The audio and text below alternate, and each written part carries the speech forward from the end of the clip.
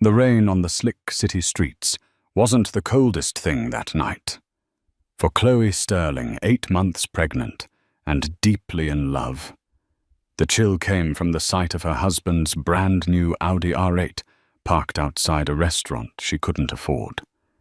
It came from the silhouette of a woman in the passenger seat, her head thrown back in laughter. A laugh Chloe heard again hours later over the phone as her husband lied about being in a late-night meeting. That was the moment her water broke. Alone, abandoned, and in agony, her world didn't just crack, it shattered. This is the story of that shattering and the incredible, unexpected stranger who helped pick up the pieces. Chloe Anderson Sterling believed in the life she had built. It was a life painted in the hues of success, a penthouse apartment overlooking the city, and the steady, reassuring presence of her husband, Liam Sterling. Liam was a force of nature, a real estate developer, whose ambition was as towering as the skyscrapers he helped erect. He was charming, driven, and to Chloe, he was the entire world. She had met him when she was a promising young architect, and he a junior developer with dreams that glittered in his eyes. She'd fallen for the dreams as much as the man. For 5 years, their life was a whirlwind of social events, gallery openings, and quiet, stolen moments that felt more real than any of it. When Chloe became pregnant, they decided she would step back from her demanding career at the prestigious firm Sasaki Associates to focus on their growing family. It was a joint decision, a sacrifice she was happy to make. She'd poured all her creative energy into designing their nursery, a serene space of soft greys, warm oak, and a hand-painted mural of a gentle forest scene. This room was her heart, a tangible representation of the love she was ready to pour into their child. But over the past few months, a subtle chill had crept into their gilded cage. Liam was working later, his nights consumed by investor dinners and site emergencies. When he came home, he smelled of expensive cologne she didn't recognize and a faint cloying perfume that clung to his suits. He'd become attached to his phone, angling it away from her, his fingers flying across the screen in hushed conversations. "It's just this new high-rise project, sweetheart," he'd say, kissing her forehead. "The financing is a nightmare. You know how demanding Viktor Popov is." Chloe knew Viktor Popov, the Russian oligarch, investing in Liam's latest luxury condominium project, the Apex. The man was notoriously difficult. She wanted to believe Liam to brush off the gnawing anxiety in her gut as pregnancy hormones. But the signs were becoming too obvious to ignore. There was the new Patek Philippe watch on his wrist, a model she knew cost more than a down payment on a house. "A gift from a grateful client," he'd explained breezily. Then there was the car. For weeks, Liam had been complaining about his Mercedes being unreliable. Then one evening he pulled up in a sleek obsidian Audi R8. It was a predator of a car, low-slung and aggressive. "An advance on the Apex deal," he'd announced, his grin wide. "What do you think?" Chloe had feigned excitement, but her heart sank. They were supposed to be saving, putting everything extra aside for the baby. This felt reckless, selfish. It felt like his life was accelerating while hers had slowed to a gentle, waiting pace. The evening it all broke began like any other Tuesday. Liam had called to cancel their dinner plans. "Popov is flying in unexpectedly. I have to be at Perse to smooth things over. Don't wait up, my love." Disappointment washed over Chloe, but she forced a cheerful tone. "Okay, darling. Be safe, I love you." "Love you too," he'd said, his voice distant already somewhere else. Hours later, restless and craving a specific brand of artisanal gelato she'd seen downtown, Chloe decided to take a cab. It was a foolish indulgence, but she felt a desperate need to escape the silent, cavernous apartment. As the cab navigated the rain-slicked streets of downtown, a familiar shape caught her eye. Parked in a valet-only spot in front of Cipriani, not per se, was Liam's Audi R8. Her breath hitched. The cab driver slowed for traffic, and she had a perfect heart-stopping view through the restaurant's floor-to-ceiling windows. There was Liam. He was not with the portly, balding Viktor Popov. He was leaning across a small, intimate table, his hand covering that of a stunning woman with raven black hair and a crimson dress. The woman laughed a sparkling, carefree sound that Chloe could almost hear through the thick glass. As she watched, Liam leaned in and kissed her a lingering, possessive kiss that was achingly familiar. The world tilted on its axis. The gelato was forgotten. "Take me home," she whispered to the driver, her voice a fragile thread. Back in the apartment, the nursery felt like a mockery. The gentle forest mural seemed to warp the trees, twisting into menacing shapes. She sat in the rocking chair, her hands wrapped protectively around her swollen belly, and waited. Each tick of the grandfather clock in the hall was a hammer blow against her heart. He finally came home just after midnight, the scent of rain, that foreign perfume, and expensive wine clinging to him. Long night. He sighed, loosening his tie. "Popov is a shark." Chloe's voice was dangerously quiet. "How was Cipriani?" Liam froze. For a split second, a flicker of pure panic crossed his face before the mask of nonchalance snapped back into place. "What are you talking about? I was at per se." "Don't lie to me, Liam," she said, her voice trembling but firm. "I saw you. I saw the car. I saw her." The gaslighting was immediate and vicious. "Chloe, you're not making any sense. You're emotional. You're pregnant. You must have been mistaken." "Who is she?" Chloe pressed, standing up, the movement causing a sharp twinge in her lower back. "She's nobody," he snapped, his voice rising. "She's a client relations manager for one of the suppliers. I was just grabbing a quick drink with her team after the real meeting. You're blowing this completely out of proportion. You kissed her, Liam." The words hung in the air, heavy and undeniable. His face hardened. "You know what? I don't have the energy for this. I'm going to sleep in the guest room. We can talk in the morning when you're less hysterical."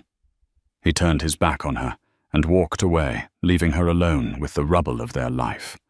As he closed the guest room door, a wave of intense, searing pain shot through her abdomen. She gasped, clutching her belly. It couldn't be. It was too soon. But then she felt a warm gush of fluid down her legs, and a primal fear, colder and sharper than any heartbreak, seized her. Her water had broken. Panic, cold and absolute, washed over Chloe. The pain was a tightening fist in her lower back, radiating around her abdomen in a relentless, cresting wave. This wasn't the gentle preparatory, Braxton Hicks contractions the doctor had described. This was real. This was happening. Her first instinct was Liam. Despite the raw wound of his betrayal, he was still her husband, the father of this child. He had to know. He had to be here. Stumbling out of the nursery, she leaned against the cool wall of the hallway, breathing through the agony. She banged on the guest room door. "Liam, Liam, something's wrong." There was a muffled groan from within. "Chloe, for God's sake, go to sleep." "No, Liam, you don't understand," she cried, her voice cracking. "My water broke. The baby is coming." The door flew open. Liam stood there, his hair disheveled, his eyes bleary and filled with annoyance that slowly morphed into alarm as he took in her state, her pale, sweat-sheened face, her hand clutching the doorframe for support, the dark patch spreading on her pajamas. "Are you serious?" he asked, the question laced with an incredulous, almost accusatory tone, as if this was a dramatic ploy for attention.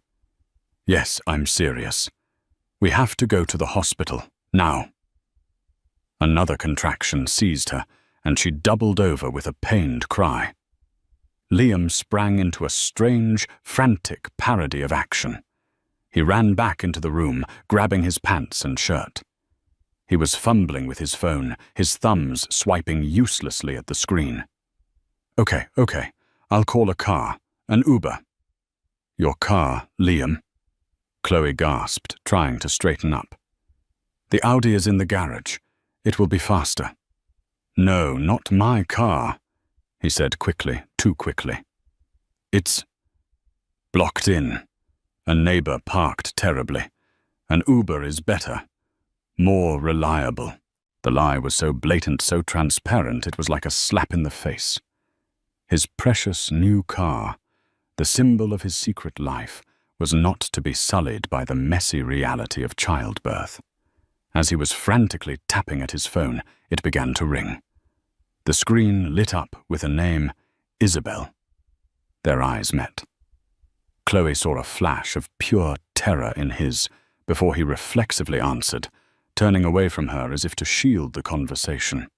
Hello, he said, his voice a forced, casual baritone. No, now's not a good time. I'm in the middle of something.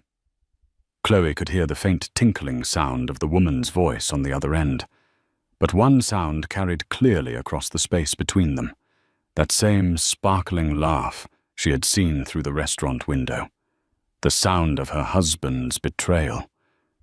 It was the cruelest echo, a confirmation that even in this moment of crisis, she was not his priority. He was still entangled with her. I have to go. Liam hissed into the phone and hung up. He wouldn't meet Chloe's gaze. The Uber is 10 minutes away. 10 minutes? Chloe's voice rose with disbelief and pain. Liam, the contractions are coming every 5 minutes. We don't have 10 minutes. It's the best I can do. He shot back, his guilt twisting into defensive anger. Just grab your hospital bag. It's packed, right? Chloe nodded numbly, the fight draining out of her. The betrayal was a poison seeping into her veins, making her feel weak and utterly alone. She shuffled to their bedroom, the polished hardwood floors cold beneath her bare feet. The hospital bag, packed with tiny onesies, and her own soft pajamas for weeks, sat waiting by the door. A symbol of her hopeful, meticulous planning. For a moment she was supposed to share with a loving, supportive partner. She grabbed the bag, another contraction hitting her so hard, her vision blurred. She cried out, sinking to her knees. Liam rushed in, finally looking truly scared. Okay, I'm here. Let's go downstairs. We'll wait in the lobby.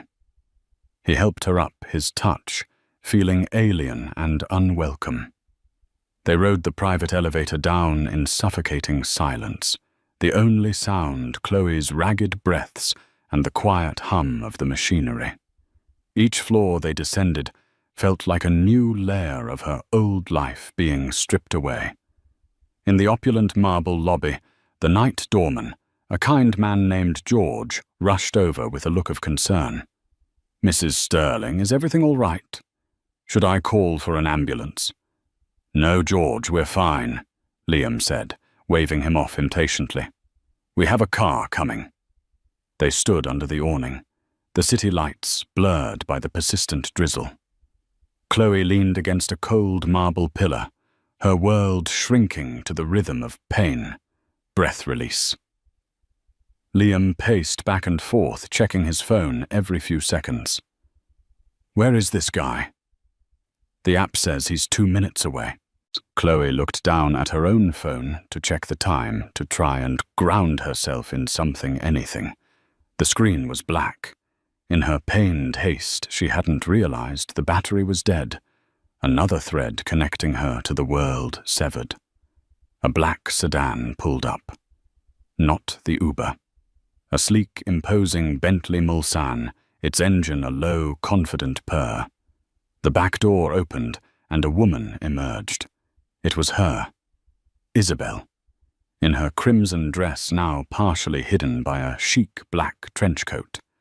She looked flawless, her makeup perfect, her expression a mixture of impatience and seduction. She walked straight to Liam, ignoring Chloe completely. "You took forever," Isabel said, her voice a low purr. "I thought we were going to my place." She reached up and straightened his collar, her fingers lingering on his neck.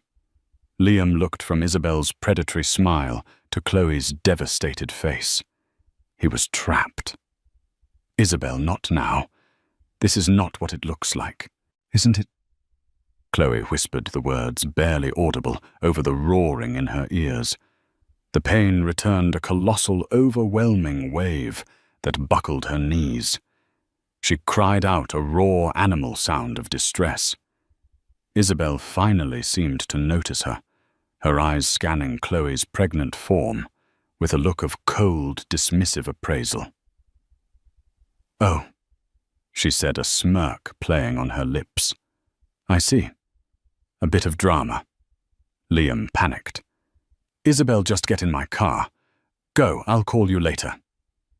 "Your car?" she asked, arching a perfectly sculpted eyebrow. "You mean the one I helped you pick out? The one you're still making payments on?" She turned and gestured to the Audi R8, which had just been brought around by the valet and was idling behind her, Bentley gleaming under the streetlights. The neighbor's car had never been blocking it in.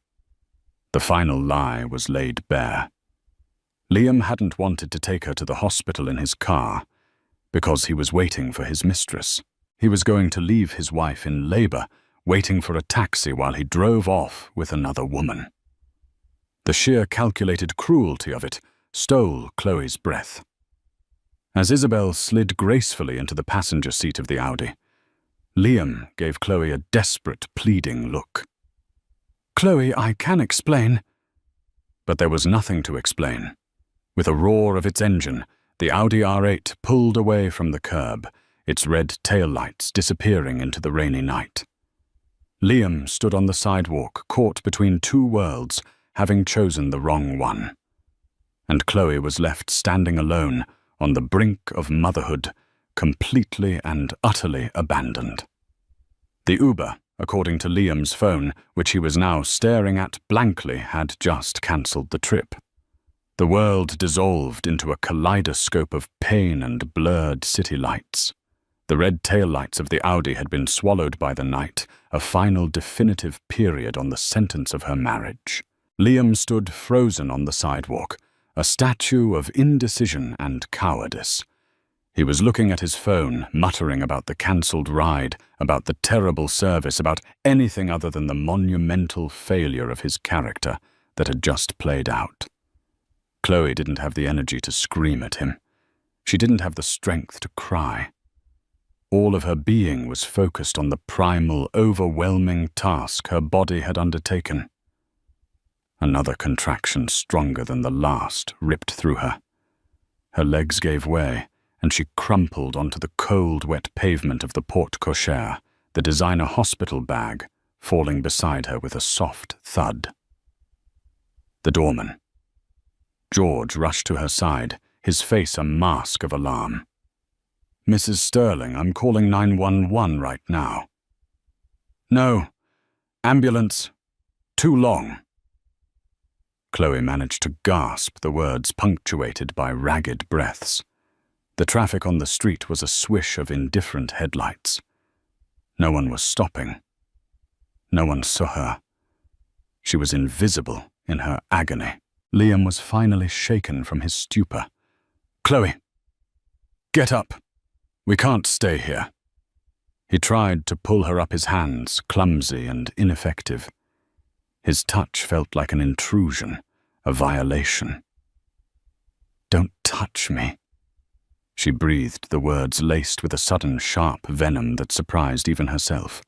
It was in that moment of absolute despair, a tableau of human failure under the indifferent city glow, that a car pulled over. It wasn't flashy like the Audi or ostentatious like the Bentley.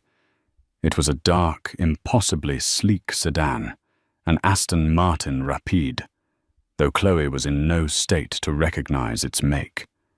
It was a vehicle of quiet, confident power, and it glided to a stop directly in front of them. The driver's side door opened, and a man emerged. He moved with an unhurried grace, holding a large black umbrella that seemed to command its own circle of calm in the chaotic, rain-swept night. He was tall, dressed in a perfectly tailored charcoal suit, his dark hair lightly peppered with silver at the temples. His face was etched with lines of concern, his eyes a startlingly clear blue, immediately assessing the situation with an unnerving intelligence. He took in the scene: Chloe on the ground, the panicked husband, the concerned doorman. His gaze lingered on Chloe, and there was no pity in it, only a profound and immediate empathy. "Is she in labor?" he asked, his voice calm and resonant, cutting through Liam's frantic muttering. "Yes, our Uber cancelled and Liam began, but the stranger held up a hand, a simple gesture that silenced him. The man knelt beside Chloe, careful to keep the umbrella over her. He spoke to her directly, his voice gentle but firm. "Ma'am, my name is Nathaniel Hayes. I can get you to the hospital. My car is warm and comfortable. Can you make it to the door?" Chloe looked up at him, her vision swimming. In his eyes, she saw something she hadn't seen in her husband's all-night genuine concern. There was no judgment, no impatience, just a quiet, reassuring strength. She gave a weak, desperate nod. "All right," Nathaniel said, turning to the doorman. "George, is it? Help me get her up gently." He then looked at Liam. "You. Get the bag and open the rear passenger door." The command was issued so naturally that Liam, a man used to giving orders, simply obeyed. He scrambled to his feet, grabbing the hospital bag, as Nathaniel and George carefully helped Chloe stand. The pain was a blinding white light, but she focused on the stranger's calm voice, using it as an anchor in the storm. Nathaniel guided her the few steps to the car, shielding her from the rain. The car door opened to an interior of soft cream-colored leather and the subtle scent of old books and bergamot. It felt like a sanctuary. He helped her settle into the plush seat, making sure she was as comfortable as possible. Liam threw the bag in and started to climb into the front passenger seat. Nathaniel stopped him with a look. "You can ride with me or you can follow in a taxi, but I'm driving. We don't have time to waste." He paused, his blue eyes turning to steel.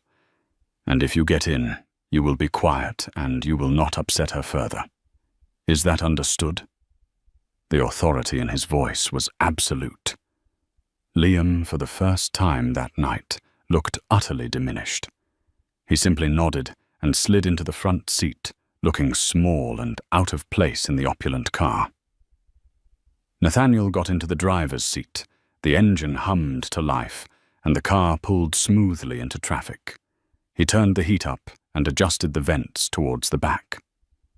"Which hospital?" he asked, his voice returning to its gentle cadence. "St. Jude's Medical Center," Chloe whispered from the back. Her eyes closed as she breathed through another building contraction. "I know it," he replied. "We'll be there in 15 minutes. He drove with a focused, fluid skill, navigating the busy streets as if they were parting for him. The ride was impossibly smooth, the car's suspension absorbing every bump and pothole. In the back, Chloe felt a strange sense of detachment. The man in the front seat, her husband, was a stranger to her now. And the man behind the wheel, a complete stranger, felt like the only safe person in the world. He didn't try to make small talk. He simply drove occasionally, glancing at her in the rearview mirror, his expression a quiet reassurance. The silence in the car was thick with unspoken words. Liam sat stiffly staring out the window, the city lights reflecting off his pale, guilty face. As they neared the hospital, Nathaniel spoke again, his voice soft. "We're almost there. Just breathe. You're doing wonderfully." His simple words of encouragement were so profoundly kind, so diametrically opposed to the cruelty she had just endured that tears began to stream silently down Chloe's face. They weren't just tears of pain or fear, but of a strange, heartbreaking gratitude for this unexpected act of human decency in the darkest hour of her life. The Aston Martin swept into the emergency entrance of St. Jude's Medical Center, pulling to a stop under the brightly lit canopy. The automatic doors hissed open, spilling a sterile fluorescent light onto the wet pavement. Before the car had even fully stopped, Nathaniel Hayes was out umbrella in hand, opening Chloe's door. Hospital orderlies, alerted by the sight of the high-end car and the obviously distressed pregnant woman, were already rushing out with a wheelchair. "She's in active labor," Nathaniel stated calmly to the lead paramedic. "Contractions are about 3 minutes apart. Her water broke approximately 40 minutes ago." He delivered the information with such precision and authority that the medical staff responded instantly, assuming he was the father. They helped Chloe into the wheelchair, their movements efficient and practiced. Liam, finally jolting into action, scrambled out of the car. "I'm her husband," he announced a little too loudly, as if trying to reclaim a role he had already abdicated. The paramedics barely gave him a glance. As they wheeled Chloe through the doors, she looked back at the stranger who had rescued her. "Thank you," she managed to say, her voice thick with emotion. Nathaniel simply met her gaze and gave a small, reassuring nod. "I'm not going anywhere," he said. "I'll take care of the car and meet you inside." The words hung in the air, a promise of stability in her chaotic world. Inside the emergency room was a blur of activity.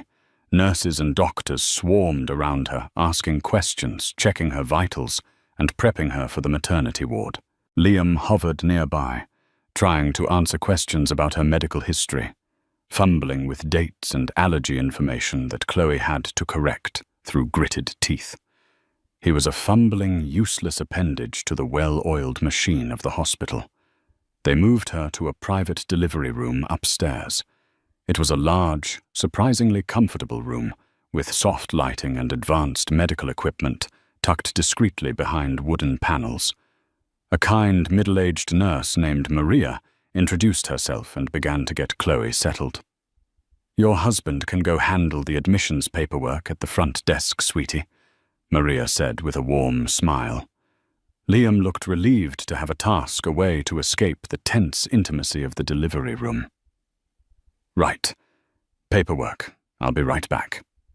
He hurried out of the room. Chloe was left alone with Nurse Maria and the relentless rhythm of her contractions. Minutes stretched into an eternity. The pain was becoming all-consuming. She closed her eyes, trying to focus on the breathing techniques from her birthing class, but her mind kept replaying the scene on the sidewalk. The laughter, the crimson dress, the disappearing taillights. Just as a fresh wave of despair threatened to overwhelm her, there was a soft knock on the door. It opened, and Nathaniel Hayes stepped inside. He was holding 2 paper cups. "I hope this is okay," he said quietly, his presence immediately calming the frantic energy in the room. "I brought you some ice chips, and I thought your husband might want a coffee." He placed the cup of coffee on a side table. The nurse at the main desk said it might be a while. "The admitting system is down." Nurse Maria looked at him, then back at the empty doorway where Liam had disappeared. "Well, aren't you a thoughtful one?" she said, her smile genuine. "I just wanted to make sure she was settled in all right." Nathaniel said, his gaze on Chloe. "Is there anything you need?" The simple question, "Is there anything you need?" was so direct and sincere, it almost broke her. Liam had never asked that. He had only created needs: the need for an explanation, the need for an apology, the need for him to simply be the man he promised he would be. "No," Chloe whispered. "Thank you. You've done more than enough." "It's no trouble," he insisted. He seemed about to leave when Liam rushed back in, looking flustered. "The system is down," he announced, as if it were breaking news. "They said it could be an hour. They need my ID and insurance card." He saw Nathaniel, and his posture stiffened. "What are you still doing here?" "I was just making sure everything was under control," Nathaniel replied, his tone perfectly, even betraying no offense. "Well, it is. I'm here now. You can go," Liam said dismissively, asserting a territorial claim that rang hollow. An awkward silence fell. Nurse Maria, sensing the tension, intervened. "Why don't you both wait outside for a few minutes? Dr. Evans will be in shortly to check on Chloe's progress, and it's best we have some privacy." Liam nodded, looking relieved again to escape. He walked out without a backward glance at Chloe. Nathaniel, however, paused at the door. He turned back to Chloe, his expression serious. "If you need anything at all, you have the nurses send for me. I'll be in the waiting area just down the hall." He wasn't asking for permission. He was stating a fact. He was her guardian at the gate, and he wasn't leaving his post. He left, closing the door softly behind him. Nurse Maria busied herself adjusting Chloe's pillows. "You know," she said conversationally, "I've been a labor and delivery nurse for 25 years. I've seen a lot of fathers in here. Anxious ones, calm ones, clueless ones. But that man out there," she trailed off, shaking her head with a small smile, "that's a good man. You're lucky to have him." The irony was a bitter pill. Chloe didn't have the energy to correct her, to explain that her husband was the flustered, useless one, and the good man was a complete stranger. An hour later, Dr. Evans had come and gone, confirming she was dilating well. Liam had not returned. Nurse Maria popped her head out and came back a minute later, her lips pressed into a thin line. "Your husband is on the phone in the hallway," she reported, her professional tone barely masking her disapproval. "Pacing back and forth, something about a business deal." Of course, even here with his child about to be born, he was consumed by work, or more likely by the mess he'd created with Isabel. Another 30 minutes passed. The pain was intensifying, and Chloe felt a terrifying sense of being adrift. Just then, Nathaniel appeared at the door again, holding Liam's wallet and insurance card. "Excuse me, nurse," he said to Maria.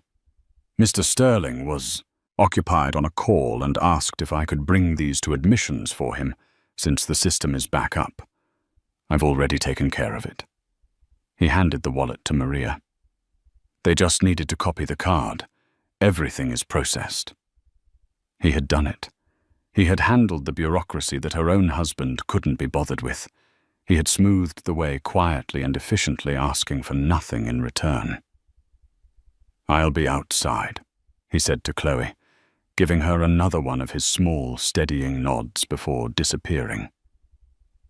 Chloe stared at the closed door, a profound realization dawning on her. Liam's betrayal hadn't just been about infidelity. It was a fundamental absence, an absence of care, of responsibility, of love. And into that void, a stranger had stepped, a man named Nathaniel Hayes, who in the space of a few hours had shown her more genuine kindness and support than her husband had in months. She was still alone in a way, but she was no longer adrift. She had an anchor. The hours that followed were a blur of escalating pain, rhythmic breathing, and the calm, competent presence of Nurse Maria. The world shrank to the four walls of room 502. Dr. Evans came and went, her pronouncements on Chloe's progress the only markers of time. Liam made sporadic appearances each time, looking more agitated and disconnected. He'd pace-check his phone and offer clumsy, useless platitudes like, "You're doing great, babe," before finding another excuse to leave, usually muttering about a critical call. Chloe didn't care. His presence had become an irritant, a reminder of the life that had crumbled just hours before. Her focus was singular, the child she was fighting to bring into the world. Her baby. This was for her, not for him. Finally, after a grueling 10 hours of labor, the moment arrived. The final Herculean effort pushed her past the brink of exhaustion and into a space of pure, primal strength. And then it was over. A lusty, furious cry filled the room. A sound so vibrant and full of life, it washed away everything else. "It's a girl," Dr. Evans announced, her voice filled with warmth. "She's beautiful, Chloe. Absolutely perfect." They laid the tiny, wriggling baby on Chloe's chest. She was a bundle of raw, new life, her face scrunched in indignation, her little hands balled into fists. Chloe looked at her daughter, and a love so fierce and all-encompassing surged through her it left no room for anything else. She wept not from pain or sadness, but from overwhelming, purifying love. It was into this sacred, fragile moment that Liam chose to make his grand re-entrance. He must have been alerted by a nurse, because he burst in his face a mixture of feigned elation and genuine relief that the ordeal was over. "Oh my God," he breathed, rushing to the bedside. "She's here. I'm a dad." He reached out to touch the baby, but Chloe instinctively shifted, pulling her daughter closer. His hand froze mid-air. He looked at Chloe, truly looked at her, and for the first time he seemed to see the unbreachable chasm that had opened between them. "Chloe," he asked, his voice uncertain. "Don't," she said, her own voice low and steady, imbued with a new steely resolve she hadn't possessed before. She was a mother now. She had someone to protect. "Don't pretend this is a happy family moment you get to be a part of." Liam recoiled as if struck. "What are you talking about? I'm here now. Our daughter was just born." "Our daughter was born after you left her mother in labor on a sidewalk to go meet your mistress." Chloe stated each word a carefully placed, devastating blow. "Our daughter was brought to this hospital by a stranger because her own father couldn't be bothered. You weren't here, Liam. Not in any way that mattered." "That's not fair," he protested, his voice rising.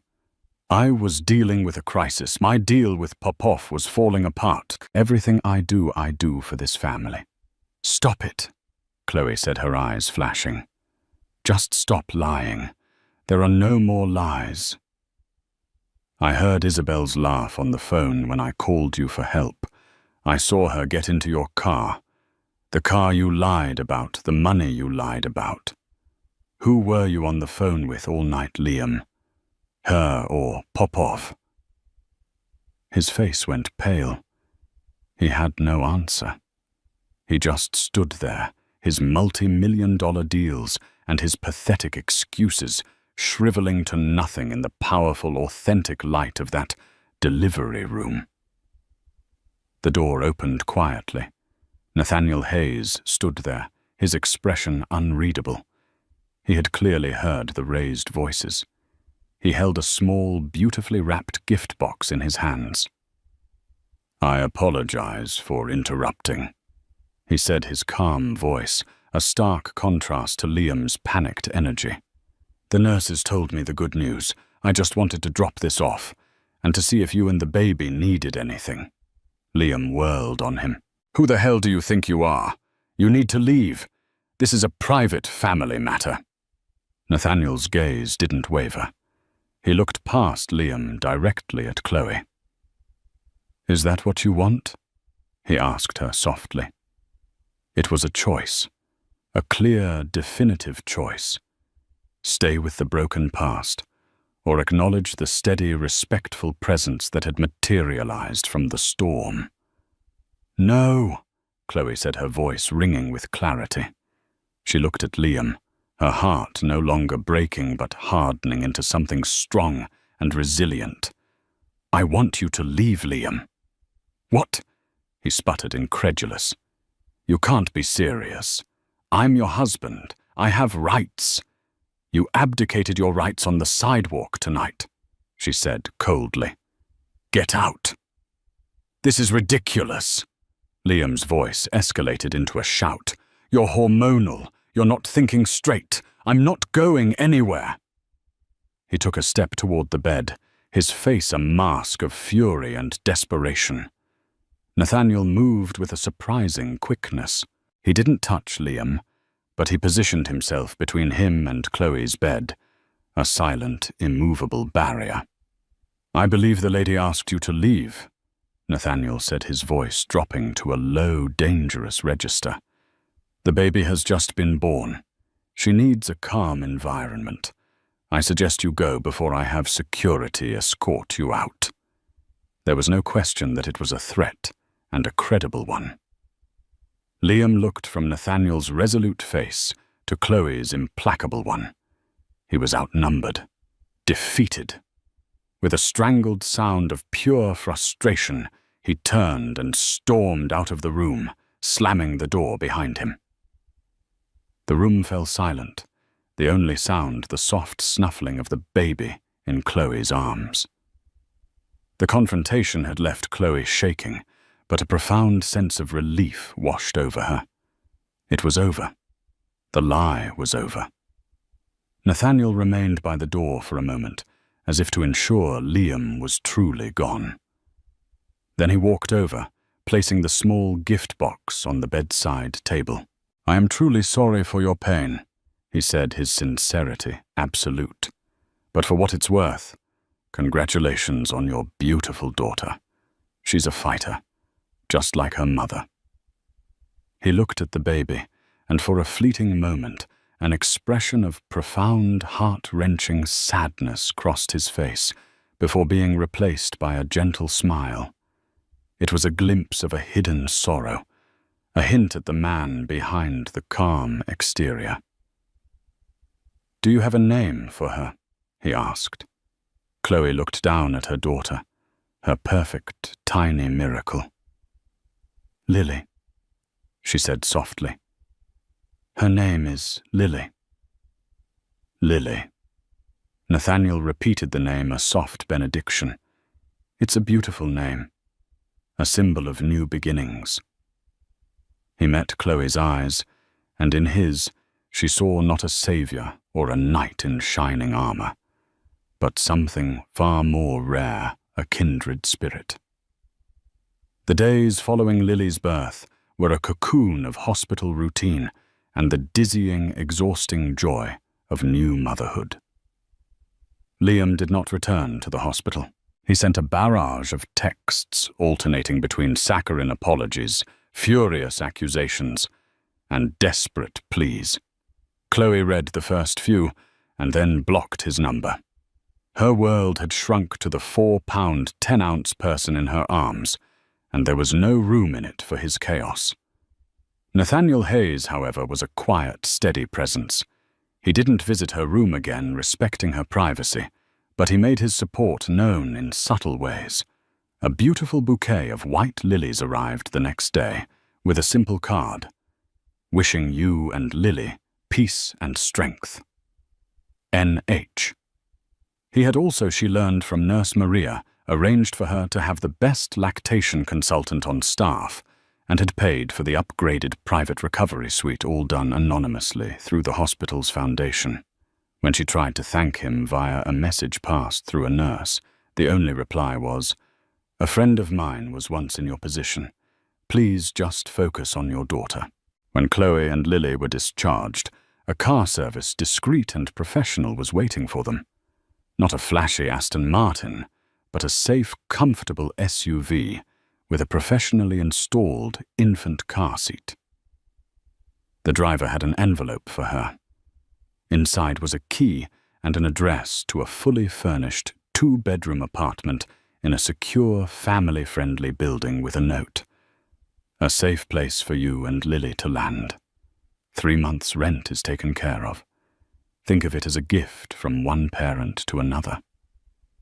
Chloe was overwhelmed by the magnitude of his generosity, but she was also a proud, capable woman. She couldn't accept charity. Yet as she stood in her empty penthouse, the nursery now a painful reminder of a shattered dream, she knew she couldn't stay. She and Lily needed a fresh start, a fortress away from Liam.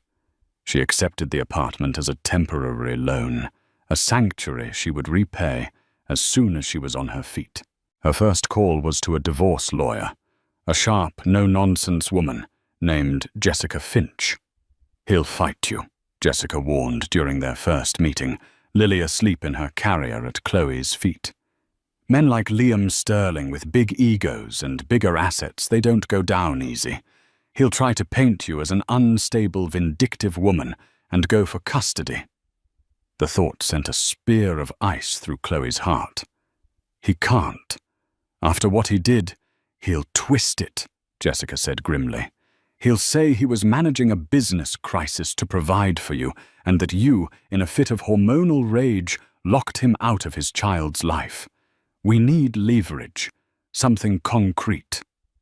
A week later, as Chloe was wrestling with legal paperwork and sleep deprivation, she received a call from an unknown number. "Ms. Sterling, my name is Robert Davies. I'm a private investigator. I work for Mr. Nathaniel Hayes." His voice was gravelly and professional. "Mr. Hayes was concerned that your husband might prove difficult. He asked me to perform a preliminary background analysis on Liam Sterling's financial dealings. I've found some significant irregularities. I think you and your lawyer should see what I have." They met the next day in Jessica Finch's conference room. Mr. Davies, a portly man in a rumpled suit, laid out a file thick with documents. What he revealed was staggering. Liam's real estate empire, which he had always portrayed as a monument to his business acumen, was a house of cards. "Your husband's apex project is leveraged to the hilt," Davies explained, pointing to a flowchart of loans and shell corporations. He secured funding from Viktor Popov based on grossly inflated asset valuations and falsified pre-sale agreements. In short, it's bank fraud. He's been using funds from new investors to pay off old debts in a classic Ponzi scheme structure. The whole thing is on the verge of collapse. The new watch, the Audi R8. The lavish gifts for Isabel. It was all paid for with borrowed money under fraudulent pretenses. He wasn't just an adulterer. He was a criminal. Furthermore, Davies continued, he has a gambling problem. Significant online debts to offshore bookmakers. He's been siphoning money from his company's operating accounts to cover his losses. Jessica Finch's eyes lit up with a predatory gleam. This wasn't just leverage. It was a nuke. Armed with Davies's meticulously documented evidence, she filed for divorce along with an emergency motion for sole custody and a freeze on all marital assets. When Liam was served with the papers, the facade shattered completely. His response was a panicked, rambling voicemail to Chloe begging her to stop telling her she was destroying him, that she didn't understand the pressure he was under. There was no apology, only self-pity. The news of the impending financial collapse spread like wildfire through the city's elite circles. Viktor Popov, upon learning of the fraud, pulled his funding and brought in his own notoriously ruthless legal team from London. The The banks called in their loans. The sterling empire didn't just fall, it imploded. And Isabelle Dubois, one of Davies's final reports, was a photograph of her at the airport, checking in for a one-way flight to Dubai. She was with a new man, an aging oil sheikh. Her loyalty, it turned out, was only to the highest bidder. When the money vanished, so did she. Liam was left with nothing. He was facing multiple lawsuits, a federal investigation, and complete social and financial ruin. In the midst of this chaos, Chloe received one more communication from Nathaniel. It was a simple email. Chloe, I hope this information, while painful, will help ensure a secure future for you and Lily. My attorneys have advised me that with Mr. Sterling's assets frozen, and his character now a matter of public record, your divorce and custody proceedings should be swift. He is no longer a threat to you. I have to travel abroad for some time for my foundation's work. The apartment is yours for as long as you need it. Please do not consider it a debt. Consider it an investment in Lily's future. Be well. Nathaniel. Chloe sat in the quiet of her new living room, Lily sleeping peacefully on her chest. The city lights twinkled outside, no longer a symbol of a gilded cage, but a vista of possibilities. Nathaniel Hayes had done more than rescue her from a medical emergency. He had given her the tools to reclaim her life. He had uncovered the truth, neutralized the threat, and then, without asking for a single thing in return, he had simply disappeared, leaving her with the one thing she needed most, a chance to build a new world for herself and her daughter on her own terms. A year and a half passed. The seasons turned, and with them the pages of Chloe's life. The divorce was finalized with brutal efficiency. Faced with irrefutable evidence of fraud and the prospect of a lengthy prison sentence, Liam had ceded everything full custody of Lily, his claims to any marital assets, which were now worthless anyway, and he signed a permanent restraining order. The last Chloe heard, he had accepted a plea bargain and was serving a 3-year sentence in a low-security federal prison. He was a ghost from a past life, a cautionary tale she would one day have to explain to her daughter. Chloe didn't look back. She poured her energy forward. After the first 3 months, she insisted on paying rent for the apartment, arranging a payment plan with the building management, who informed her that Mr. Hayes had anticipated this and had left instructions for them to accept it.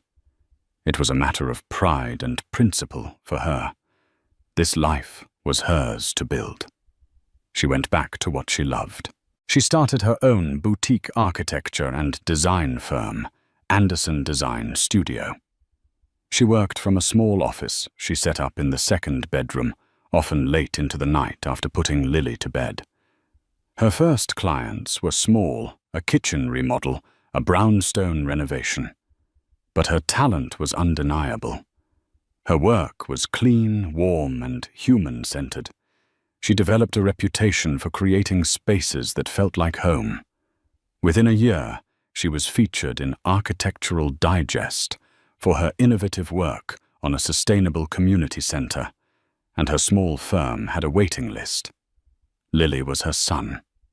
She was a bright, curious toddler with Chloe's determined chin and a laugh that could fill any room with light. They spent their weekends in the park, at the museum, or simply building block towers on the living room floor. Chloe had created a life for them that was smaller than her old one, but infinitely richer and more authentic. It was a life built not on a sterling empire, but on a solid foundation of her own making. She had not heard from Nathaniel Hayes since his last email. She often thought of him, the quiet, kind man who had been a port in the most violent storm of her life. She wondered about the fleeting sadness she had seen in his eyes in the hospital room. She hoped he was well wherever in the world his work had taken him. One crisp autumn afternoon, Chloe was at the playground pushing a giggling Lily on the swings. She felt a presence beside her and turned. It was him. Nathaniel Hayes looked much the same, perhaps a few more silver strands at his temples, his face weathered by travel. He was dressed down in a simple cashmere sweater and jeans, but he still carried that same aura of quiet command. "Hello, Chloe," he said, his voice as calm and resonant as she remembered. Chloe's heart did a strange little flip. "Nathaniel, what a surprise. I didn't know you were back." "I returned last week," he said, his gaze drifting to Lily, who was now demanding to be pushed higher, mommy higher. A soft, genuine smile touched his lips. "She's grown so much. She's beautiful. She's my whole world," Chloe said, her voice filled with a quiet pride. They stood in comfortable silence for a moment, watching Lily soar back and forth. "I wanted to apologize," Nathaniel said, finally turning to face her, "for the way my investigators' work came to light. It was clinical and perhaps brutal. I hope it didn't cause you more pain." Chloe shook her head. "It was the truth. It was the key that unlocked my cage. I can never thank you enough for what you did, Nathaniel. You gave me back my life. You gave Lily a chance at a peaceful one. I didn't give you anything you didn't already have inside you." He countered gently. "Strength, resilience. I just cleared some of the debris from your path." He paused, a shadow passing over his features. "The night we met, it reminded me of a time in my own life. My wife Sarah, she went into labor prematurely. We lost our son. He was born too soon. He lived for only a few hours." The confession hung in the air, heavy and heartbreaking. Suddenly his actions made perfect, painful sense. The sadness in his eyes in the hospital, his quiet efficiency, his profound empathy. He wasn't just helping a stranger. He was honoring a memory. He was being the person he wished had been there for him. "Nathaniel, I'm so sorry," Chloe whispered, her heart aching for him. "It was a long time ago," he said, though the pain was still visible. "Seeing you that night, seeing your strength, and then meeting Lily. It felt like a small bit of light pushing back against an old darkness. I've spent years building my foundation, helping children all over the world, perhaps as a way to bargain with the past. But seeing you and Lily thrive right here, it's a different kind of hope." Lily had tired of the swing and was now toddling towards them, her arms outstretched. "Up, Mommy." Chloe scooped her into her arms. Lily looked at Nathaniel with the unabashed curiosity of a toddler. "Who you?" she demanded. Nathaniel knelt down to her level, his eyes crinkling at the corners. "My name is Nathaniel," he said gently. "It's very nice to finally meet you, Lily." He wasn't a billionaire rescuer or a mysterious benefactor anymore.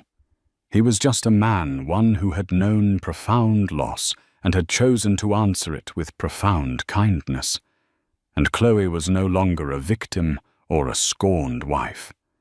She was a creator, a survivor, a mother. "We were just about to get hot chocolate," Chloe said, her voice finding a new, easy rhythm. "There's a great place on the corner. Would you like to join us?" It wasn't a grand, romantic gesture.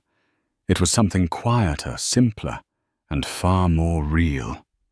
An invitation, a new beginning built not on the rubble of the past, but on a shared understanding of strength, sorrow, and the stubborn, beautiful hope embodied by a little girl named Lily.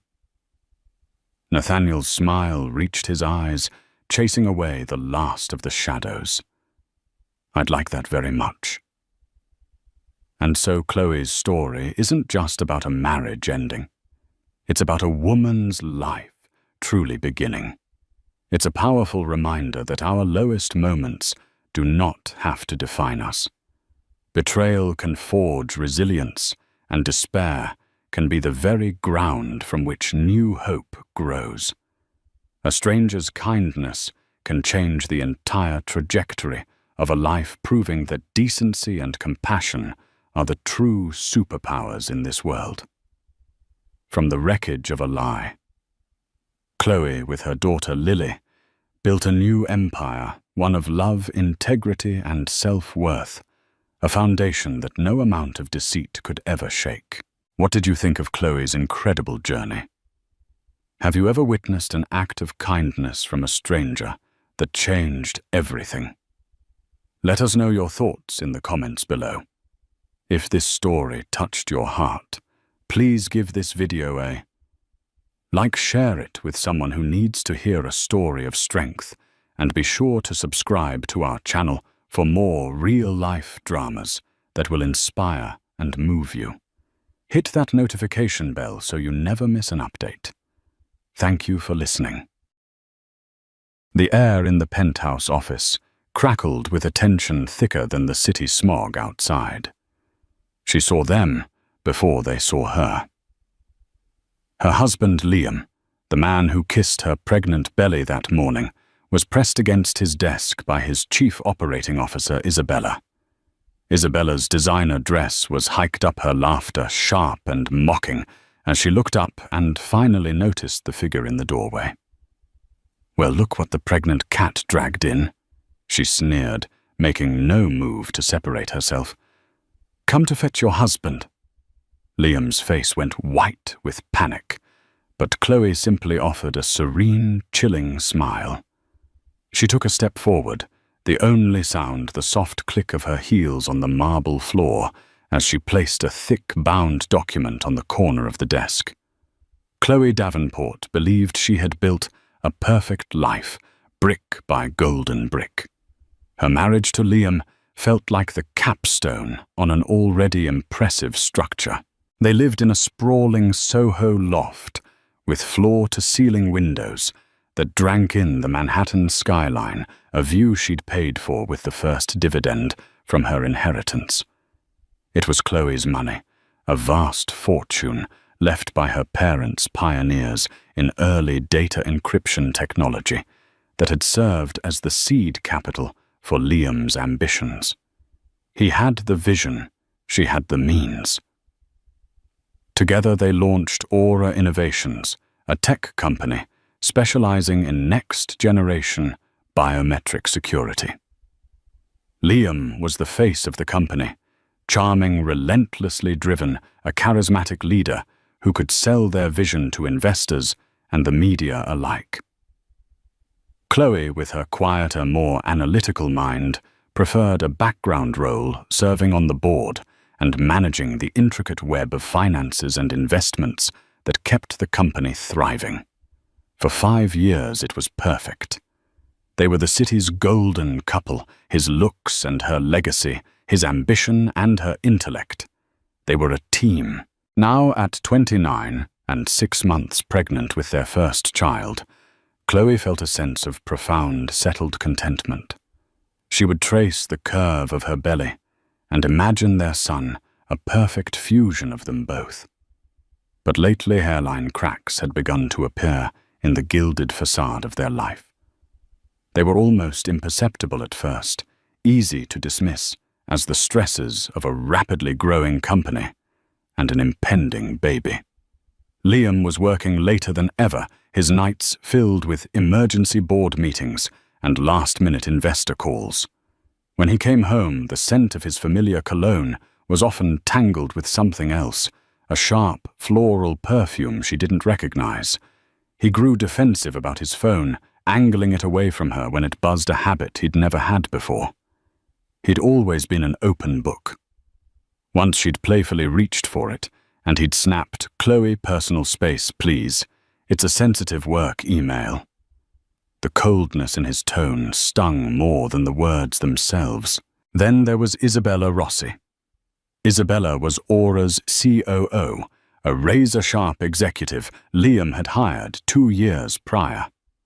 On paper, she was a phenomenal asset. She was brilliant, ruthless, and had an instinct for the market that was almost predatory. Under her operational leadership, Aura's profits had quadrupled. Chloe had initially admired her, even championed her promotion. She saw Isabella as a fellow powerful woman in a male-dominated field. But Isabella's professional respect never seemed to extend to Chloe. In board meetings, she would address her comments exclusively to Liam, even when Chloe asked a direct question. Her compliments about the company's success were always framed in a way that subtly excluded Chloe. "Liam and I pulled an all-nighter to close the Kensington deal," she'd say, or "This new expansion was Liam's and my brainchild." It was a quiet, persistent campaign to paint Chloe as little more than the bank, the silent, decorative partner. Chloe tried to ignore the slight unease she felt whenever Isabella was around. She told herself it was her pregnancy hormones making her insecure. But the signs were becoming harder to rationalize. One Tuesday evening, Liam called to say he was stuck in a strategy session with Isabella and would be home late. "Don't wait up, honey. We're redesigning the entire Q4 rollout. It's a monster." Feeling a craving for the spicy noodles from a small restaurant near his office, Chloe decided to surprise him. She bundled up and took a cab downtown, the takeout bag warming her lap. As she approached the gleaming glass tower of Aura Innovations, she saw the lights were on in the executive suite on the 40th floor. A warm feeling spread through her chest. He was working so hard for them, for their future, for their son. But as she entered the lobby, the night security guard, a kind older man named George, gave her a look of pity. "Evening, Mrs. Davenport. I thought Mr. Davenport had already left for the night." Chloe's smile faltered. "He did. He called me from his office just an hour ago." George shifted uncomfortably. "Oh no, ma'am. He and Miss Rosie left together about 2 hours back. He said they were heading for a celebratory dinner at Le Ciel." Le Ciel, an exclusive, ridiculously romantic restaurant known for its private booths and breathtaking views, not a place for a strategy session. The bag of noodles in her hand suddenly felt cold and heavy. "Oh," Chloe said, her voice a little too bright. "He must have forgotten to mention the change of plans. Thank you, George." She walked back out into the chilly night, her mind racing. A celebratory dinner. It was possible, of course. A big deal closed a success worth celebrating. But why lie about it? Why tell her he was buried in work at the office? The lie was a stone in her gut, heavy and sharp. She went home and waited. Liam stumbled in just after 1 a.m., reeking of wine and that same sharp floral perfume. "Long night," he slurred, kissing her cheek. "You wouldn't believe the logistics we were hammering out." Chloe didn't respond. She just looked at him at the faint smear of red lipstick on his collar she hadn't noticed before, the same shade Isabella always wore. In that moment, the hairline crack in her perfect world, fractured, splitting wide open, and she knew with a certainty that stole her breath that she was standing on the edge of a precipice. The question was no longer if something was wrong, but how deep the rot went. The days following the lie about Le Ciel were a masterclass in self-control for Chloe.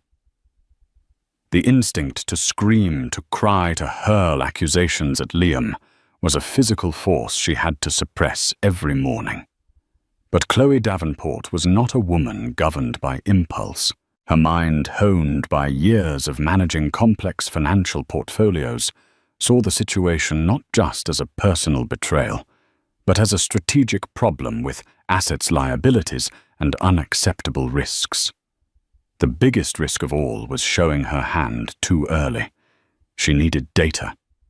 Cold, hard, undeniable proof. Her emotional turmoil was a liability. Facts were her armor. Her first step was to discreetly engage a private investigator. She didn't want a back-alley gumshoe. She needed a corporate intelligence specialist. Through a trusted contact from her father's old law firm, she found Mr. Peterson, a former FBI agent who ran a boutique agency specializing in high-stakes corporate and matrimonial cases. "Mrs. Davenport," he said, his voice calm and professional over the encrypted line. "Before we proceed, I need you to be certain. Sometimes the answers we find are more damaging than the questions." "Miss Peterson," Chloe replied, her own voice devoid of emotion. "I am not interested in blissful ignorance. I am interested in the truth in its entirety."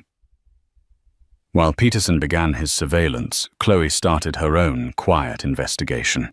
She had full administrative access to Aura's servers and financial systems, a privilege Liam and Isabella seemed to have forgotten, or perhaps in their arrogance, they simply thought she never used.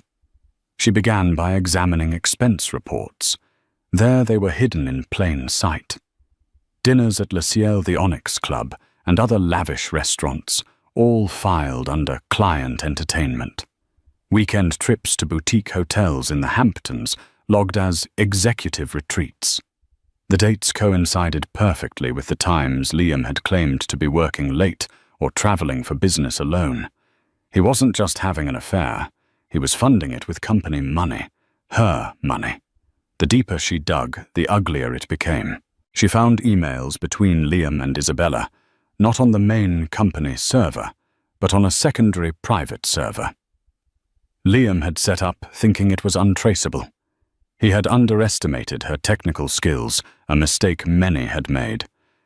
The emails were a sickening blend of lovers' whispers and corporate scheming Isabella to Liam. She asked about the Q3 numbers again. "Don't worry, I gave her the sanitized version.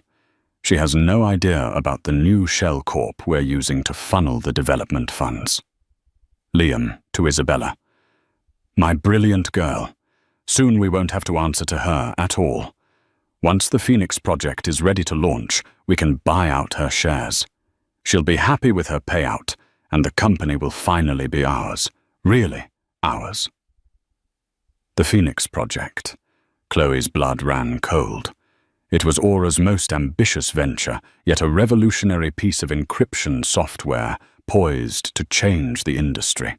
It was also the project Liam had been most secretive about, claiming its sensitivity required a closed loop of information. Now she knew why. They weren't just cheating on her. They were plotting a corporate coup. They were using her inheritance to build a new product, intending to launch it under a separate entity, buy her out of Aura with a fraction of its true value, and leave her in the dust. The pain was immense, a physical agony that tightened her chest and made it hard to breathe. It wasn't just the infidelity. It was the calculated, meticulous dismantling of everything they had built together. He hadn't just betrayed their marriage. He had betrayed their partnership, their dream. He saw her as an obstacle, a bank to be drained and discarded. 2 weeks later, Mr. Peterson delivered his report. It was a slim, unassuming manila envelope that felt as heavy as a tombstone. Inside were photographs, Liam and Isabella kissing passionately against the rain-streaked window of a taxi, holding hands as they strolled through Central Park. Entering a hotel, his arm wrapped possessively around her waist. The final photo was the most damning, a clear shot of them on the balcony of a hotel room, Isabella in a robe, Liam standing behind her, his hands resting on her shoulders as they looked out over the city. Chloe laid the photos out on her glass coffee table, a clinical grid of her husband's deceit. There was no rage, no tears, just a profound, chilling clarity. The emotional part of her, the wife who loved Liam was numb. In her place was the CEO, the strategist, the daughter of innovators who never, ever backed down from a fight. She had what she needed. The proof was absolute. The betrayal was complete. Now she could prepare her response. She picked up her phone not to call Liam, but to schedule a meeting with the one person who could help her turn their conspiracy into their ruin, her lawyer, Eleanor Albright. Eleanor Albright was not the kind of lawyer who advertised on billboards. Her office, located in a discreet brownstone on the Upper East Side, was a sanctuary of quiet power, filled with antique law books and the faint scent of old leather and strong tea. Eleanor, in her late 60s, possessed a mind as sharp as a shard of glass and a demeanor that could freeze a volcano. She had been Chloe's family lawyer for decades, the architect of her parents' estate, and most importantly, the author of Chloe and Liam's prenuptial agreement. Chloe sat opposite her, the manila envelope from Mr. Peterson on the polished mahogany desk between them. She had already explained the situation, her voice steady and precise, detailing the financial malfeasance, the corporate conspiracy, and the personal betrayal. Eleanor listened without interruption, her steepled fingers pressed against her lips. When Chloe finished, she simply nodded. "I see. They have been busy." She slid the envelope back to Chloe without opening it. "I don't need to see those. Your word and the financial data you've uncovered is sufficient." She rose and walked over to a formidable safe hidden behind a framed 19th century map of Manhattan. She spun the dial with practiced ease and retrieved a thick blue leather-bound document. She placed it on the desk with a soft, definitive thud. "I assume you recall the discussions we had before your wedding," Eleanor said, her eyes meeting Chloe's. "I remember the broad strokes," Chloe replied. "Standard protections for my family's assets." "Not quite standard, my dear," Eleanor corrected gently. "Your father was a brilliant man, but also a deeply cautious one. He saw Liam's ambition and worried it might one day eclipse his gratitude. So he insisted on a few particular clauses. Clauses I drafted myself. We called it the Fortress Clause in private." Eleanor opened the document. "Most prenuptial agreements are defensive. They protect what a person brings into a marriage. Ours was different. It was designed to be both defensive and offensive." She pointed to a section titled Article 5, Marital Business Ventures. "This states that while Aura Innovations is a joint venture, your initial capital contribution, the $80 million from your trust, was not a gift but a conditional investment, the condition being the fidelity and good faith of your partner." She turned the page. "And here is the heart of it. Article 7, Section B. The Infidelity and Gross Misconduct Clause." Chloe leaned forward as Eleanor read aloud in a calm, measured voice.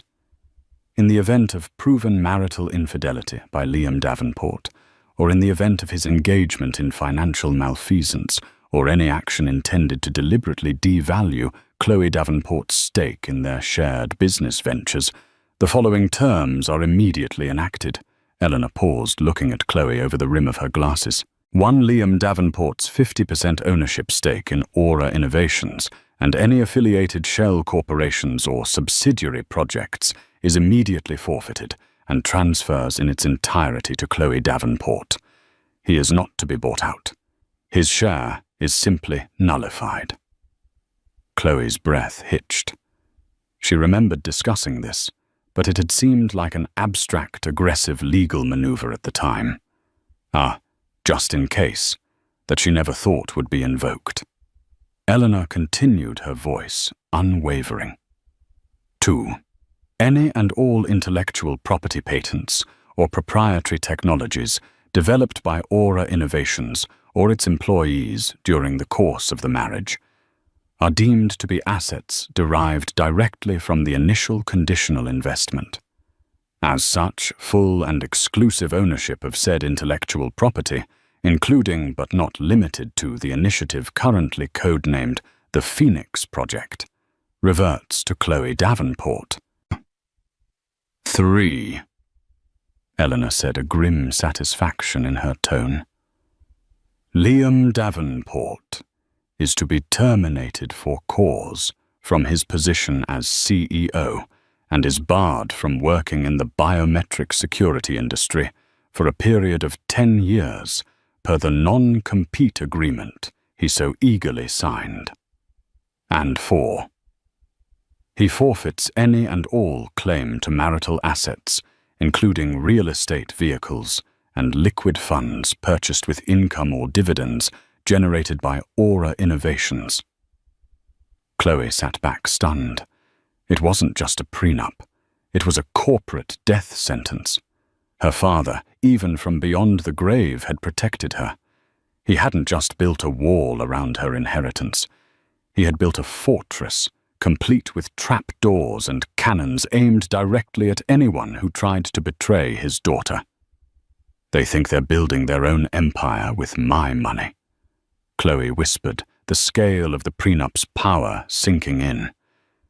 They have no idea that the entire time they've just been building a more luxurious prison for themselves. Precisely, Eleanor affirmed. Isabella Rossi, as a C-suite executive, also signed an employment contract that includes a clause binding her to the same good faith and non-compete terms in relation to the company's majority shareholder, you. Her complicity in this scheme means she will be terminated for cause and will face the same 10-year industry ban. Furthermore, we can and will pursue legal action against them both for conspiracy to commit fraud. The plan began to form in Chloe's mind, clear and sharp. This wasn't going to be a tearful, messy confrontation in their living room. It was going to be a corporate execution. For the next week, Chloe and Eleanor worked in secret. They prepared the legal notices. They drafted the termination papers. Eleanor's team prepared to file injunctions that would freeze Liam and Isabella's personal and professional assets the moment the clause was triggered. Chloe, using her access, made secure encrypted copies of all the evidence, the emails, the financial records, the plans for the Phoenix Project. She was creating an unassailable case. During this time, she was the perfect wife. She smiled at Liam, asked about his day, and even rubbed his shoulders when he complained about the stress of work. Inside, she was a glacier of pure, cold resolve. Every loving gesture was a lie, a mirror of his own deceit. He would talk animatedly about the breakthroughs with the Phoenix Project, and she would nod encouragingly, all the while knowing she was about to take it all from him. The pregnancy was her anchor. Every kick from her unborn son was a reminder of what she was fighting for. She wasn't just reclaiming a company. She was securing her child's future, cleansing it of the poison of his father's treachery. The final piece of the plan was the timing. It had to be a moment of their highest triumph, the peak of their arrogance. Chloe knew exactly when that would be. Liam had called a late-night emergency meeting for Friday. He'd told her it was to finalize the Q4 projections. She knew it was a lie. Her PI had already confirmed that Liam and Isabella had reservations at a hotel for that night, but they always met at the office first, using the empty building as their private playground. Friday afternoon, Chloe went to the copy center. She printed a pristine, double-sided color copy of the prenuptial agreement. She had it bound in the same simple professional blue cover as the original. It was a weapon, and it was time to deploy it. Friday night descended on Manhattan, draping the city in a blanket of glittering lights and deep shadows. The Aura Innovations building stood as a silent monolithic spear against the sky. On the 40th floor in the CEO's office, Liam Davenport and Isabella Rossi were celebrating. A bottle of vintage champagne sat chilling in a silver bucket on the corner of the massive mahogany desk. 2 half-empty glasses stood beside it. "To us?" Liam said, his voice thick with triumph and desire. He pulled Isabella closer, his hands on her waist. "To the Phoenix Project. To our future." "Our future." Isabella echoed her voice, a low purr. She ran a finger down his tie. "I still can't believe how easy it was. Chloe hasn't suspected a thing. She just sits at home knitting booties, completely oblivious." Her laughter was sharp and condescending. "It's almost sad." "She's from old money," Liam said dismissively, a hint of long-held resentment in his tone. "They don't have the hunger, the drive. She provided the canvas, Izzy. But we are the artists. This empire is ours. We built it." He leaned in to kiss her, their confidence and arrogance creating a palpable energy in the room. They were on top of the world, invincible. That's when they heard the sound. A soft, almost imperceptible click as the office door, which they'd thought was locked, swung silently open. Chloe stood in the doorway, a vision of calm serenity. She wore a simple, elegant black dress that accentuated her pregnant form. Her hair was pulled back.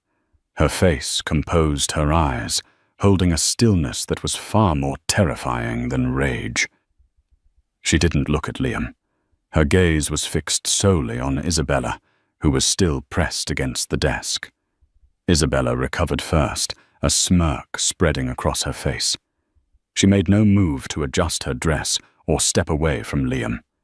She wanted Chloe to see. "Well, look what the pregnant cat dragged in." She sneered, her voice dripping with mockery.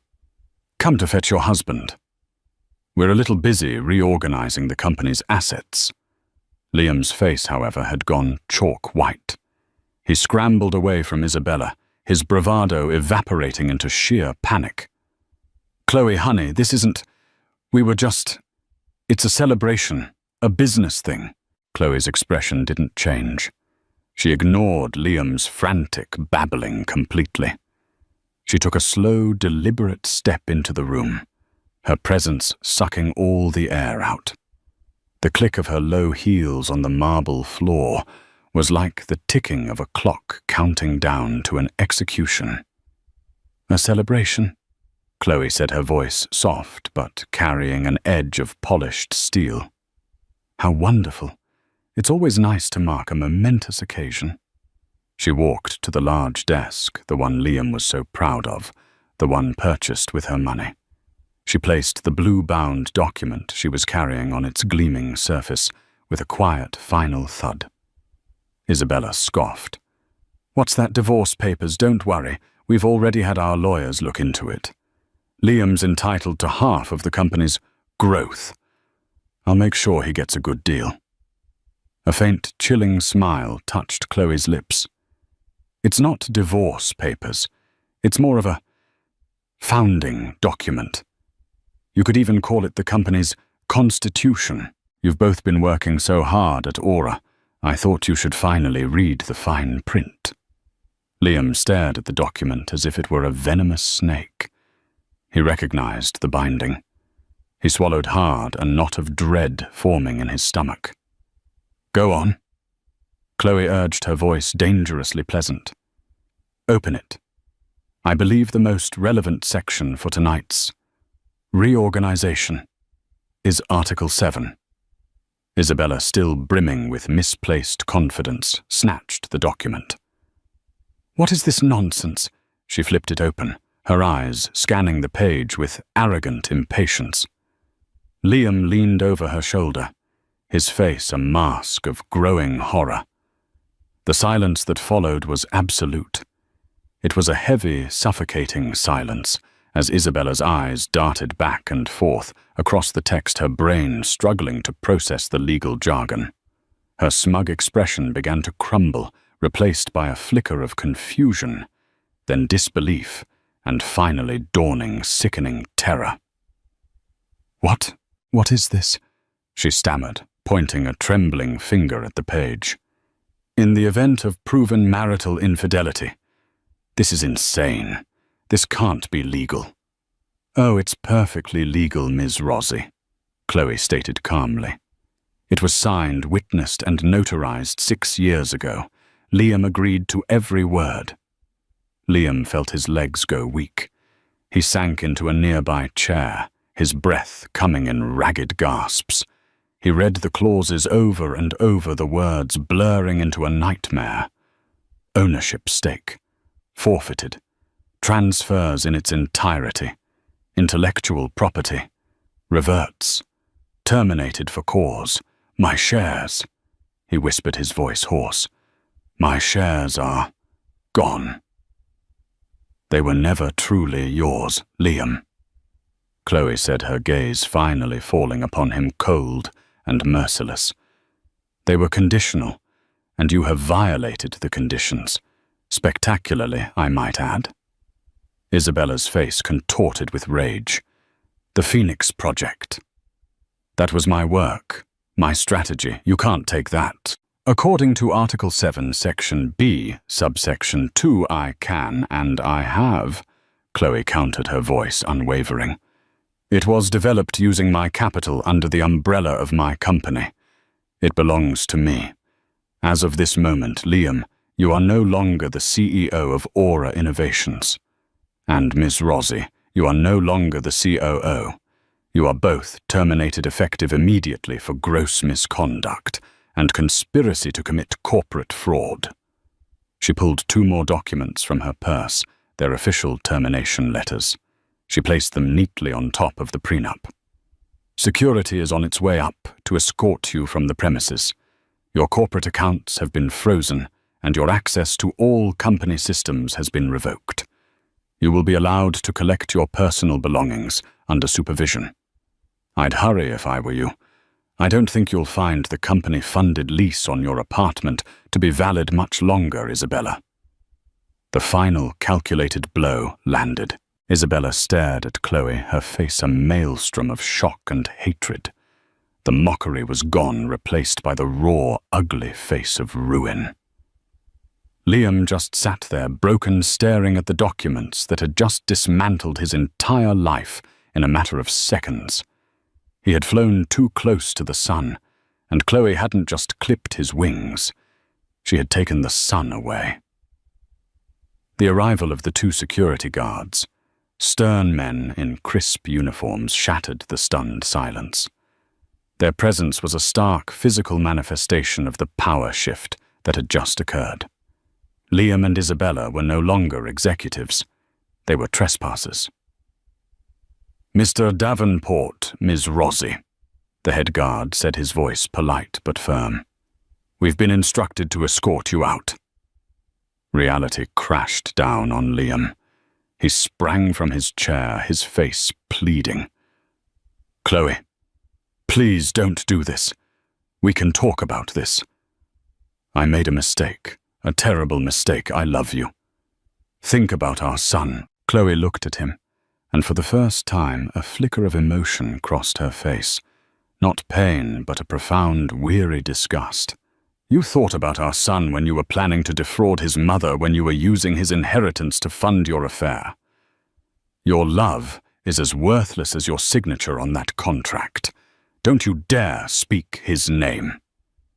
Her words were like ice water, extinguishing his last hope of a desperate appeal. Isabella, however, chose a different path. Her shock morphed into venomous fury. You think you've won? She spat, her voice trembling with rage. You'll run this company into the ground without us. I'll sue you for everything you're worth. I'll tell the world what a vindictive shrew you are. Chloe simply raised an eyebrow.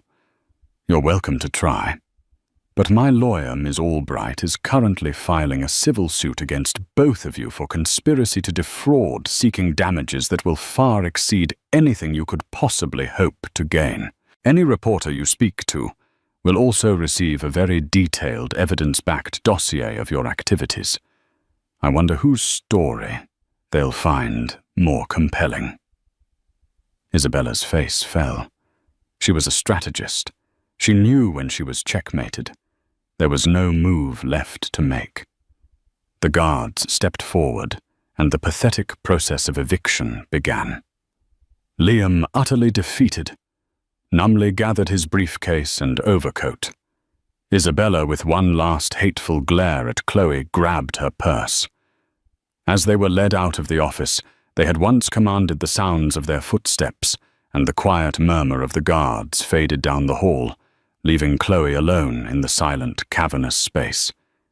She didn't feel triumphant. She didn't feel joy. She felt a deep, hollowing emptiness. She walked over to the floor-to-ceiling window and looked out at the glittering, indifferent city. She had won.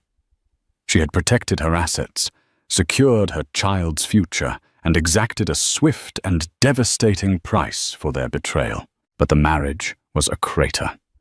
The man she had loved was a ghost, a fiction she had told herself. Placing a hand on her belly, she felt a soft kick. It was a flutter of life, a promise of a future that had nothing to do with Liam Davenport.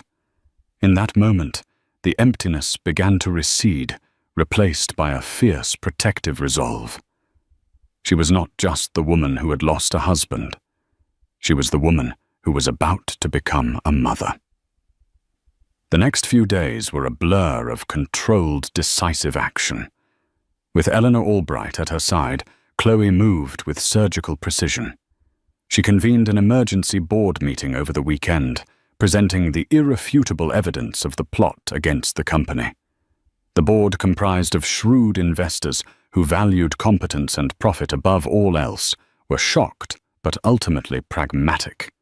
With the legal and financial proof laid bare, they unanimously ratified Chloe's assumption of the CEO position. Chloe addressed the company's senior staff on Monday morning. The atmosphere was tense with rumor and uncertainty. She didn't share the sordid details of the affair, only the professional facts. Liam Davenport and Isabella Rossi have been terminated for cause due to gross financial misconduct and actions detrimental to the company and its shareholders. She announced, her voice resonating with authority. Their departure is effective immediately. I will be stepping in as CEO. Aura's mission remains unchanged. The Phoenix project, which is now wholly owned by this company, will proceed on schedule under new leadership. Your jobs are secure. Your focus should be on your work. We have a market to dominate. Her confidence was contagious. There was no drama, no weakness, just strength and forward momentum. The ship had lost its captain, but the owner had taken the helm, and she knew exactly where she was going. The legal fallout for Liam and Isabella was catastrophic. Their assets were frozen by court order. The civil suit moved forward, and the evidence against them was so overwhelming that their lawyers advised them to settle. They were left with virtually nothing. Stripped of their careers by the non-compete clauses and buried under a mountain of legal debt, they vanished from the high-flying world they had briefly inhabited. The news of their disgrace spread through the industry, a cautionary tale of hubris and ruin. Chloe, meanwhile, was undergoing her own transformation. She threw herself into her new role not as a placeholder, but as a true leader. She discovered a passion for the business itself, for the innovation and the strategy that she had never allowed herself to explore while in Liam's shadow. She wasn't just the money anymore. She was the vision. 8 months later, Chloe stood on a brightly lit stage at the industry's largest tech conference. The auditorium was packed. She was no longer just Chloe Davenport, the wealthy heiress. She was Chloe Davenport, the CEO of the newly rebranded Phoenix Cybernetics. The name was a private irony she savored. Her baby bump was gone, replaced by the sleek lines of a tailored power suit. In its place was a new life, her son Nicholas, who was currently with his nanny in a nearby hotel suite. He was the center of her world, the reason for every decision she made. For years, the industry has chased reactive security building walls that can be climbed and locks that can be picked, she said, her voice clear and confident, echoing through the hall. But the future isn't about reaction. It's about prediction. It's about identity so secure, so intrinsically you, that it cannot be forged or stolen. She unveiled the Phoenix Project. It was even more revolutionary than she had realized, a true game-changer. She gave credit to the brilliant engineering team, many of whom Isabella had tried to poach. She led the presentation with a charisma and depth of knowledge that surprised everyone. Everyone except herself. She had found her power.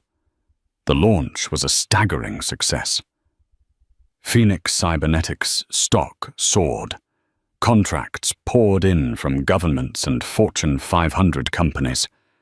Chloe had not just saved her company, she had made it stronger, more focused, and more successful than ever. One afternoon, a few weeks after the launch, a letter arrived at her office. It had no return address. Inside was a single, handwritten page. It was from Liam. It was a pathetic, rambling mess of apologies, excuses, and pleas for a second chance. He wrote about his shame, his regret, and how he now realized that his insecurity had driven him to destroy the best thing in his life. He asked if he could just see his son. Chloe read the letter, once her face unreadable. She felt a brief, distant pang of pity for the weak, broken man he had become. But it was like pitying a stranger. The man she had married had never really existed. He was a construct of her hopes and his lies. She walked over to the paper shredder beside her desk. She fed the letter into it, and the machine whirred to life, turning his desperate words into a confetti of meaningless scraps. She had not been mocked into submission. She had not been broken by betrayal. She had taken the ashes of her old life and from them built an empire for herself and her son. The Phoenix had truly risen. 2 years passed. The name Liam Davenport became a footnote in a story Chloe no longer told. Life settled into a new rhythm, a demanding but deeply rewarding cadence dictated by 2 things: the global ambitions of Phoenix Cybernetics and the bedtime of a toddler. Chloe's world was one of stark contrasts. Her days were a whirlwind of encrypted video conferences with defense ministries, high-stakes negotiations with venture capitalists, and meticulous reviews of code that could change the face of digital security. Her nights were filled with whispered lullabies, the soft weight of her son Nicholas asleep on her chest, and the quiet hum of a city that finally felt like her own again. The Soho loft, once a stage for a hollow marriage, was now a home. Toys were scattered on a rug where a loveless coffee table once stood. The pristine white walls were adorned with Nicholas's vibrant, abstract finger paintings. Chloe had discovered a happiness that was exhausting and exhilarating in equal measure. It was a happiness she had forged herself, built on the foundations of her own strength and resilience. She was no longer just a survivor of a great betrayal. She was an architect of a new life. Her team at Phoenix was fiercely loyal. She had fostered a culture of innovation and integrity, and they had responded by pushing the company to heights she had only dreamed of. They were on the cusp of their next great leap. Project Chimera, a predictive security system that used quantum modeling to anticipate and neutralize threats before they even materialized. It was years ahead of anything else in the market, a true fortress in the digital ether, and it was a secret guarded more closely than any state treasure. The first tremor came on a crisp Tuesday morning in October. Chloe was in her office, a cup of tea steaming beside her as she reviewed the morning's global tech briefs. Her eyes snagged on a press release from Ethelred Security, their largest and most aggressive competitor. Ethelred, run by the notoriously ruthless Arthur Vance, was announcing a new flagship product, Aegis, slated for release in 6 months. As Chloe read the technical description, a chill snaked up her spine. The language was veiled in marketing jargon, but the core concepts were unmistakable. Predictive threat analysis, adaptive neural networks, quantum-resistant encryption ciphers. It wasn't just similar to Project Chimera. It was a direct echo, a slightly distorted reflection of her own top-secret R&D. The timeline, the features, the very philosophy behind it, it was too close to be a coincidence. Someone was leaking. Her calm, ordered world tilted on its axis. This wasn't just competition. It was corporate espionage. It was a direct assault on the future of her company, on the legacy she was building for her son. Chloe's demeanor didn't change. No one in the office would have noticed the storm gathering behind her eyes. She finished her tea, sent a few routine emails, and then placed a call to David Chen, her head of corporate security. David was a man she had hired a year ago, a former cybersecurity specialist from the Department of Defense. He was quiet, methodical, and saw the world in terms of firewalls and vulnerabilities. "David," she said, her voice even, "I'm sending you a link. I need a full internal audit Level 1 classification. Start with Project Chimera's access logs. I want to know everyone who has touched a line of its code, read a memo about its progress, or was in a meeting where it was discussed. I want to know who they talk to, who they have lunch with, and what they've downloaded to any personal device. Be discreet. No one is to know they're being investigated." "Understood." David replied the single word, conveying a complete grasp of the situation's gravity.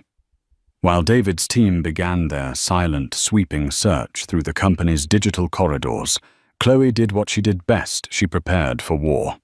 She convened her lead engineers for Chimera. "Ethelred is making a move," she told them, projecting an aura of calm command. "Their timeline is 6 months. Ours is now 4. We are accelerating the launch. I want a full diagnostic on our current progress and a revised aggressive timeline on my desk by end of day. We're going to beat them to market so decisively that their product will be obsolete before it even launches." The team, sensing the urgency and trusting her leadership, got to work immediately. This was how Chloe operated now. She didn't panic. She pivoted. She didn't wallow in the problem. She raced toward the solution. 3 days later, David Chen appeared in her office and closed the door behind him. His face was grim. "We found it," he said, placing a tablet on her desk. "The leak is a junior engineer named Samuel Finch. Young, brilliant, but in a lot of debt. Over the last 4 months, he's made a series of encrypted data transfers to an external server." "Who is he working for?" Chloe asked, her voice cold. "It wasn't a direct payment," David explained, swiping through screens of data. "The money was funneled through 3 different shell corporations. The final one, based in the Cayman Islands, is a consulting firm called Viridian Strategies. On paper, it's clean, but I ran a deep background check on its principles. The name on the incorporation documents is fake. The digital signature used to file the paperwork, however, is not. It's an old signature from a server that was decommissioned years ago, but the cryptographic hash is unique. It belongs to Isabella Rossi." The name hung in the air, a ghost from a past Chloe had thought was buried. Isabella. Of course. Her ambition and her hatred wouldn't have simply faded away. She would have festered, plotted, and waited for a chance to strike back. "She's consulting for Ethelred," Chloe surmised, the pieces clicking into place. "Vance hired her to get an edge, and she's delivering it by gutting my company." "There's more," David said, his expression hardening. "We looked into Finch's connections. We couldn't figure out how Isabella would have targeted him specifically. He's a relative nobody. But we cross-referenced his personal contact here with known associates of Isabella. Nothing. So we widened the net. We cross-referenced him with your ex-husband. Chloe's stomach tightened. Liam. Finch's mother is Liam's first cousin, David stated. We found a series of small, untraceable cash deposits into Liam's bank account over the last 6 months. They're small enough to fly under the radar, a few thousand here and there. The deposits started a week before Finch was first contacted by Viridian Strategies. Our working theory is that Isabella paid Liam to get her an in. He gave her Finch's name, likely telling her the kid was smart and desperate for money. Liam served as the broker for his own family's betrayal. Chloe leaned back in her chair, a profound, icy weariness washing over her.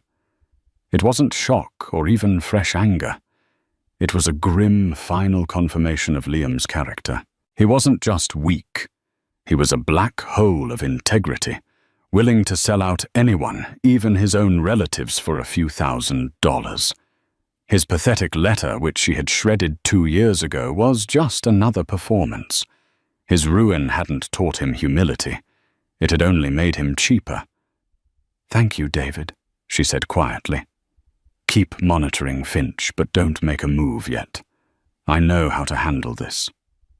Her first instinct was to call Eleanor Albright and unleash a legal firestorm that would bury them all. But a public lawsuit would be messy.